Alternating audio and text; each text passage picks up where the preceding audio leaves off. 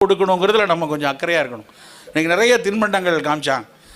சாத்தூர், காரச்சேவு, மணப்பாறை, முறுக்கு, கோவில்பட்டி, கடலை மிட்டாய், ஆலங்குளம், நிலக்கடலை, இப்படி நிறைய பட்டியல் வச்சுருந்தாங்க. மகிழ்ச்சியாக இருந்துச்சு. இதுதான் தேவை. அந்த குழந்தைக்கு அடையாளம் காட்டணும். நீ சாப்பிட்ற குர்குரே தின்பண்டம் இல்லை, நீ சாப்பிட்ற லேஸ் சிப்ஸோ, நீ சாப்பிட்ற சிலுக்கு சாக்லேட்டோ தின்பண்டம் இல்லை.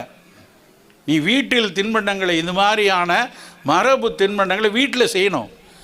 முறுக்கு சுற்றுறது நிறைய பேர் மறந்தே போயிட்டோம். சிறு பிள்ளைகளாக இருக்கும்போது எங்கள் வீட்டில் அந்த பழைய பிரிட்டானியா டப்பா வாங்கிட்டு வந்து கடையில் அதில் முறுக்கு சுற்றி அடுக்கி வச்சுருப்பாங்க. அந்த முறுக்கு 4 முறுக்கு 2 முறுக்கு எடுத்து அதை சாப்பிடுவோம். அந்த முறுக்கு அதிகமாக சாப்பிட்டா மீறி நிறைய சாப்பிட்டா கூட கொஞ்சம் வயிறை தொந்தரவு பண்ணலாம், எண்ணெய் பலகாரங்கிறதுனால. ஆனால் எங்கள் பாட்டி முறுக்கு சுடும்போது ஒரு மோனோசோடியம் குளூட்டமேட், பொட்டாசியம் நைட்ரேட், இல்லைன்னா அதில் ஒரு டேஸ்ட் என்ஹான்சர் அப்படியா போட்டு சுட்டாங்க. அது வெறும் முறுக்கு. அதில் அதிகபட்சம்